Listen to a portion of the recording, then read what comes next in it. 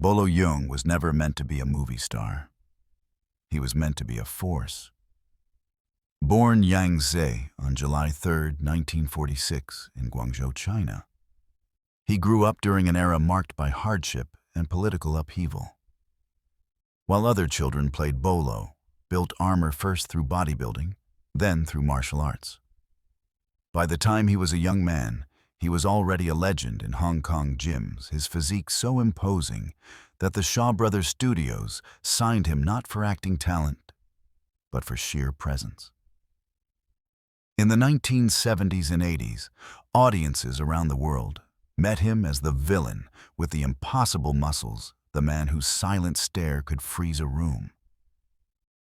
Whether he was crushing Bruce Lee's ribs in Enter the Dragon or testing Jean-Claude Van Damme's limits in Bloodsport, Bolo's presence was mythic.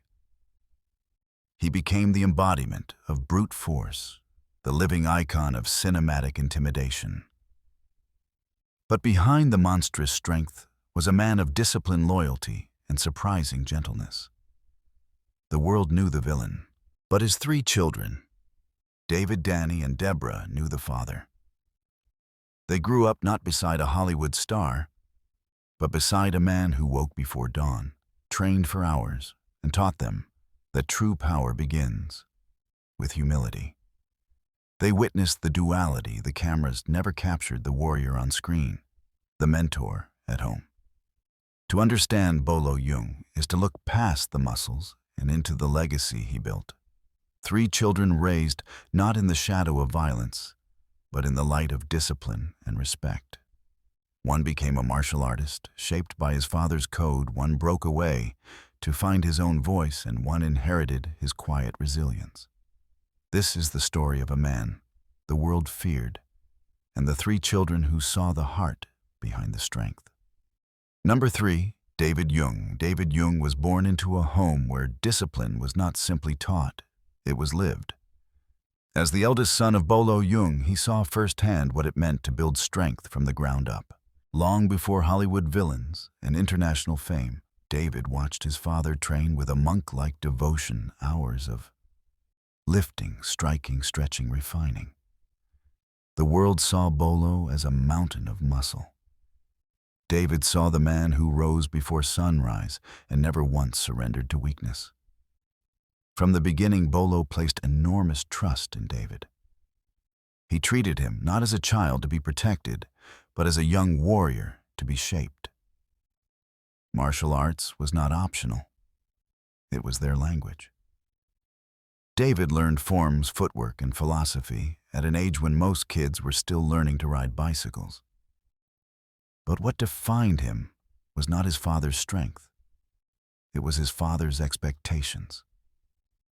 Bolo demanded focus, precision, humility. To David, that pressure was both a burden and a blessing.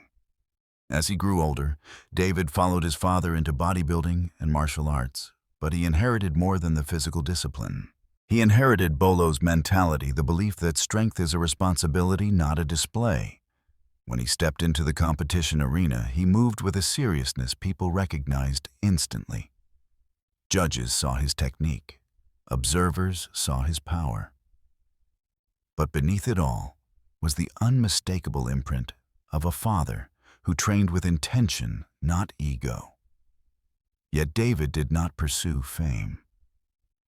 While Bolo conquered cinema, David chose a quieter path, one rooted in teaching, training, and helping others cultivate the inner resilience his father instilled in him.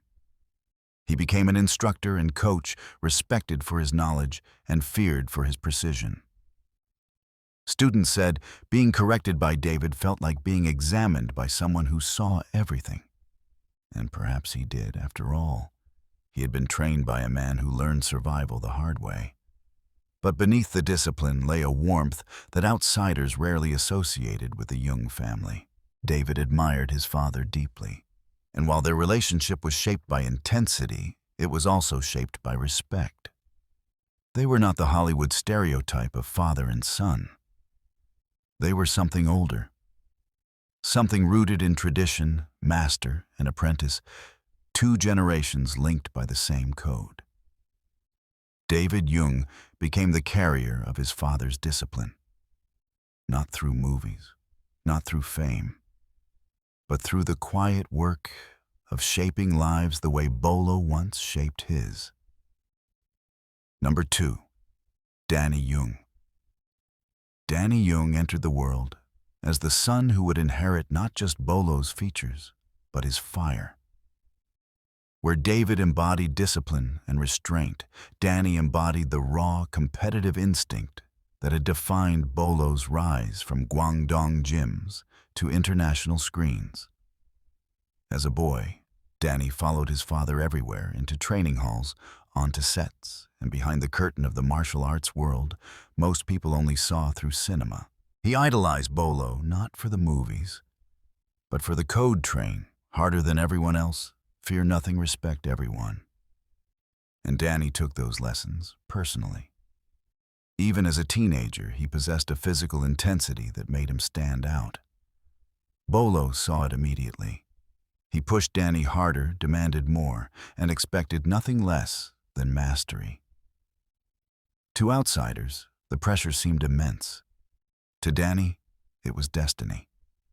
As he grew older, Debbra carved his own path into the martial arts world, not as a shadow of Bolo, but as a modern fighter with his own style. He had his father's power, but his speed was different, his footwork sharper, his presence more explosive. In tournaments, Debbra moved like a man who understood violence, but had no fear of it. Competitors recognized the Yeung name instantly, some with admiration, others with caution. But Debbra was not defined purely by combat. Like his father, he carried an almost philosophical approach to strength. He studied movement conditioning kinesiology. He coached fighters from a place of science as much as tradition. And in every lesson he delivered, there was some quiet reference to his father's wisdom. Yet unlike David, Debbra possessed a rebellious streak. He questioned traditions, challenged techniques, and experimented with new forms of training long before they became trends. His journey took him beyond Hong Kong into China, Southeast Asia, and eventually the West, where he blended Eastern martial philosophy with Western athletic methodology. The world often assumed Bolo was the unstoppable warrior of the family. But those who trained with Debbra said otherwise. He had the same ferocity, but paired with adaptability and an instinct for competition that was uniquely his. Bolo was strength. Debbra was evolution. In adulthood, Debbra became the bridge between generations of martial artists, respected by old masters, admired by young fighters, and trusted as the keeper of the Yeung legacy's modern chapter. He never sought fame, but his name carried weight wherever martial arts was taken seriously. If David inherited Bolo's discipline, Debbra inherited his fire. He was the son who took the family's martial roots and launched them into the future, faster, sharper, and unbound.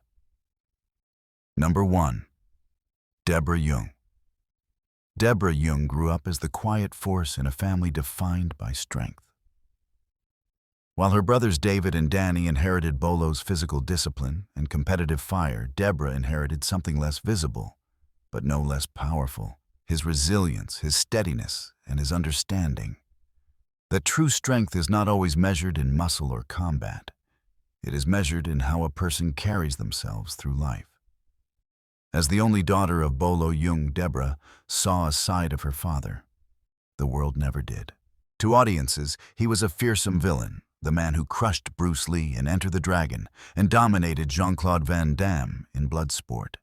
But to Debbra, he was the quiet protector who moved with gentleness at home, who spoke little but observed everything, and who taught through example rather than instruction.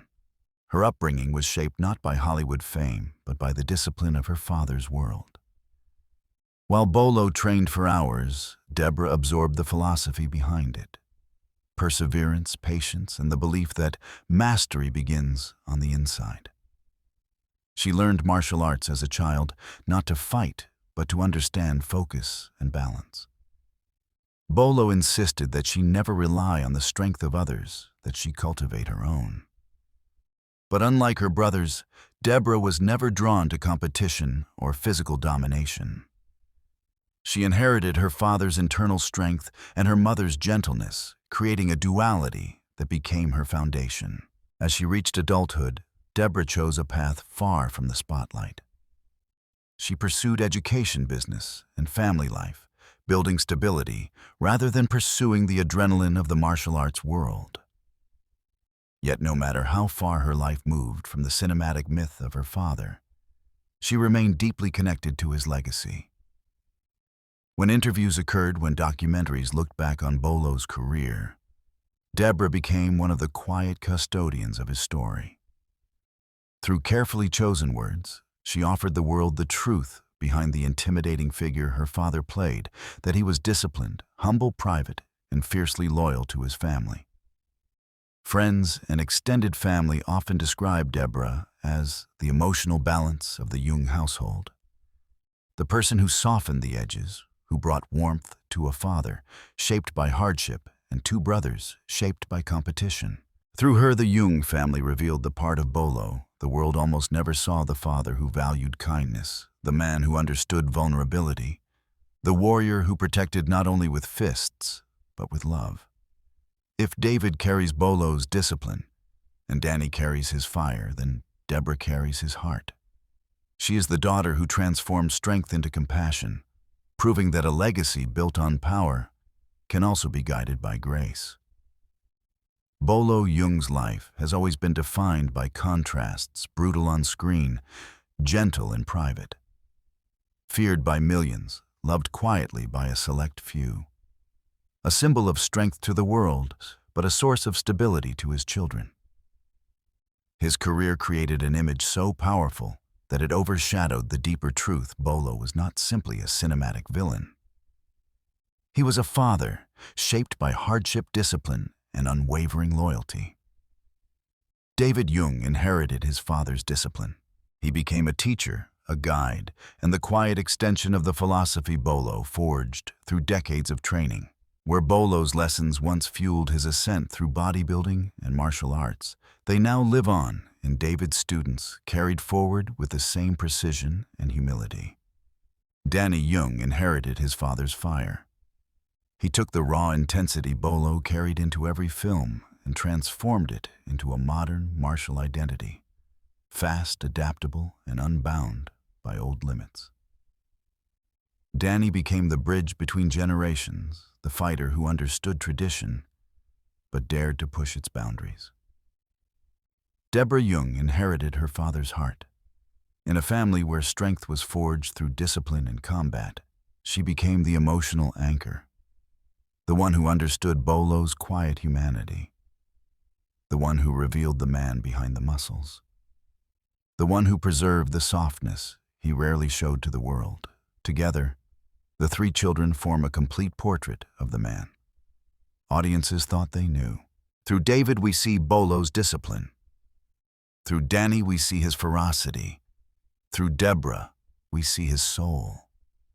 Bolo Yeung once said that strength is not about defeating others, it is about never being defeated by life.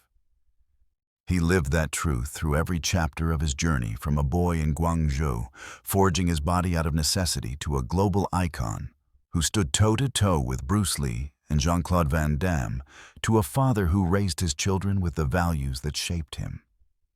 His legacy is not only in the movies that made him legendary, but in the three lives that carry his principles into the future. They show us the truth the world often missed: Bolo Yeung's greatest victories were not won on screen, but at home.